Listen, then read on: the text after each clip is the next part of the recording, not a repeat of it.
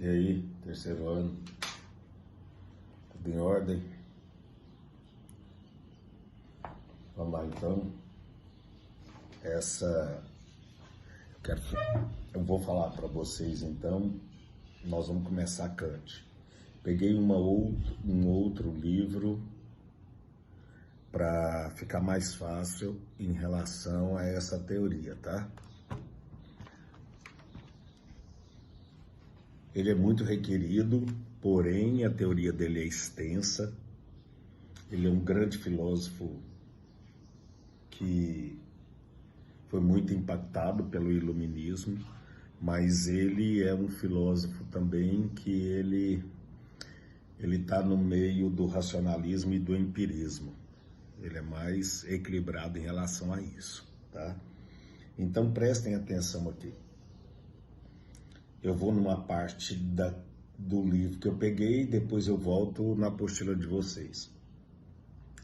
Nascido em Königsberg, pequena cidade da Alemanha, Immanuel Kant, 1722 e 1804, século então 18 e 19, teve uma vida longa e tranquila, dedicada ao ensino e à investigação filosófica. Homem metódico e de hábitos arraigados, lecionou durante 40 anos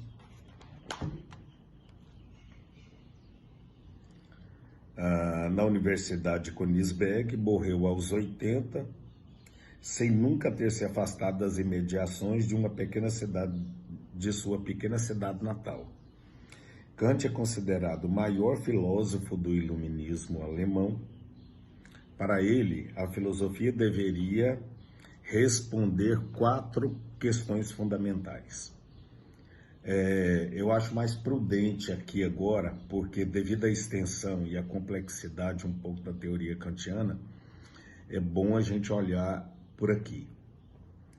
Ele põe assim: o que posso? Então, a filosofia deveria responder a 4 questões fundamentais.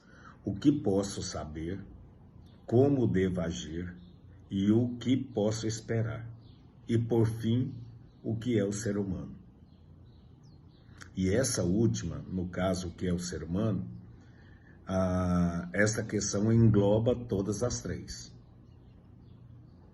E, claro, né, devido à complexidade que é o ser humano, ele então, além disso, quando ele vai estudar o ser humano, ele engloba as 3. Só que ele começa de uma maneira interessante para eu entender, porque na apostila de vocês aqui, ó, ele vai falar assim, ó, aqui, ó, Kant além da experiência, tá?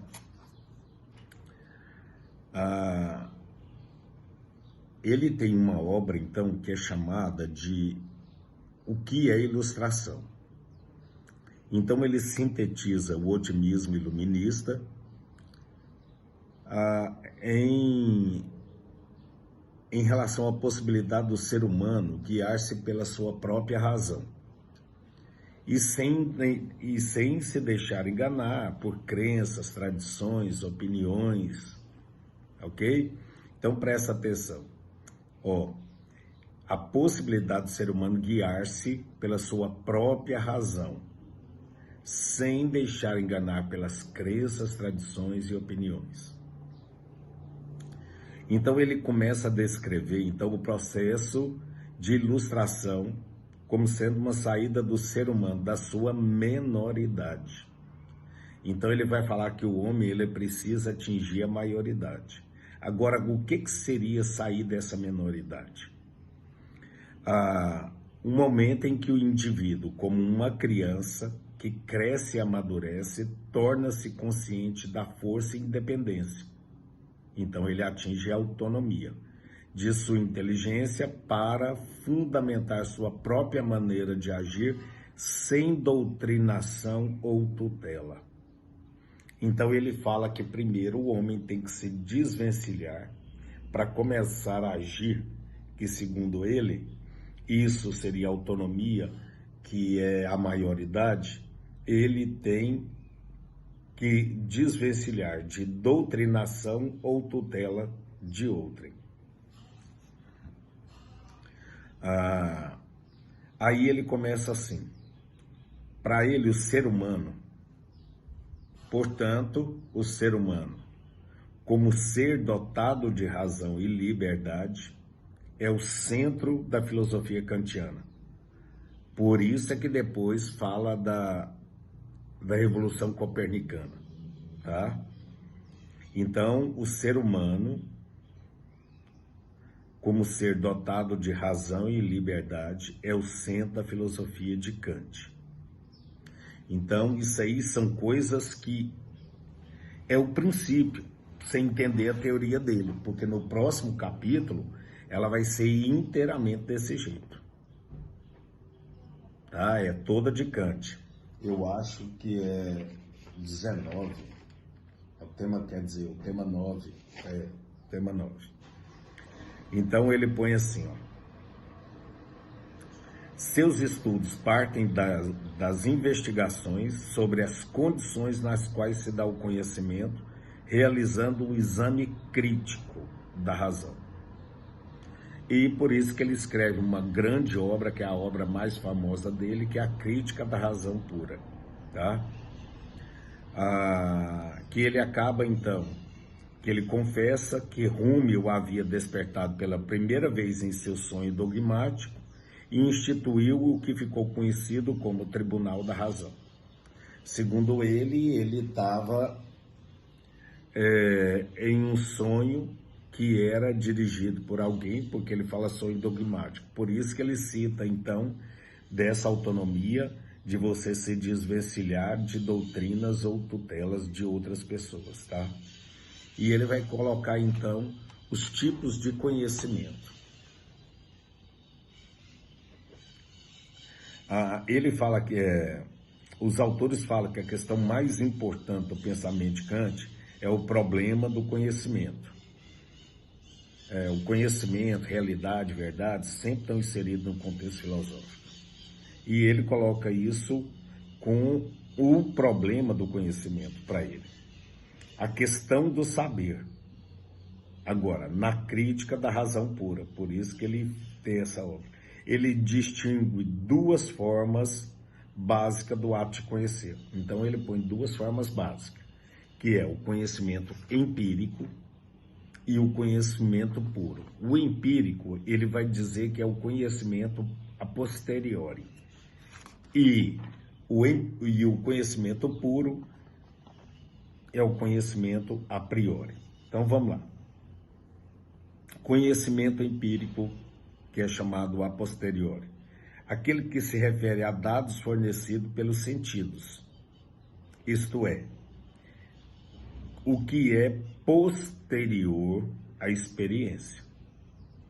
Aí ele dá um exemplo. Este livro tem capa verde. Foi necessário primeiro a experiência de ver o livro e assim conhecer a sua cor. Portanto, trata-se de um conhecimento posterior à experiência. Conhecimento puro, que é o conhecimento a priori. Aquele que não depende de qualquer dados dos sentidos, ou seja, que é anterior à experiência, nascendo puramente de uma operação racional. Exemplo, a afirmação. Aí ele põe assim, duas linhas paralelas jamais se encontram no espaço. Não se refere esta ou aquela linha paralela, mas todas. Constitui assim um conhecimento universal. Além disso, é uma afirmação que, para ser válida, não depende de nenhuma condição específica. Trata-se, portanto, de um conhecimento necessário.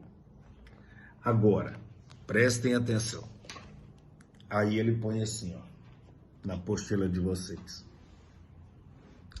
O filósofo Immanuel Kant reconhece a preponderância da experiência no ato conhecimento, mas este a ultrapassa.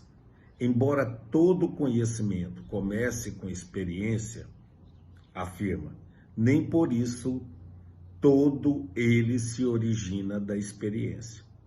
pois nossa experiência pode ser um misto de impressões e conceitos.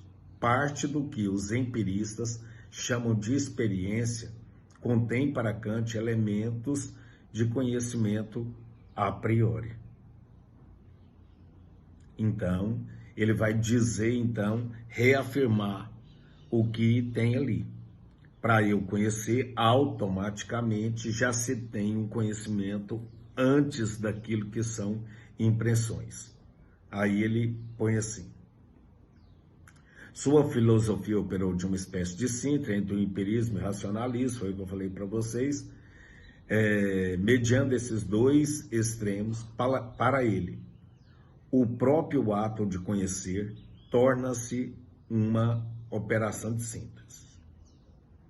Dizemos assim que o conhecimento é possível porque as percepções e os conceitos são relacionados e correlacionados de acordo com a afirmação ou negação do juízo. De acordo com essa crítica de Kant, o conhecimento se estabelece inicial por meio de elementos a priori, só reforçando o que eu disse ali, que são independentes da experiência. A grande diferença entre o pensamento de Kant e o racionalismo moderno de Descartes, Leibniz e Spinoza está no fato de que, para Kant, esses elementos a priori não são conteúdos do conhecimento. Esses elementos a priori são entendidos por Kant como formas de conhecimento que recebem o conteúdo da experiência. Ok? Então, até a live.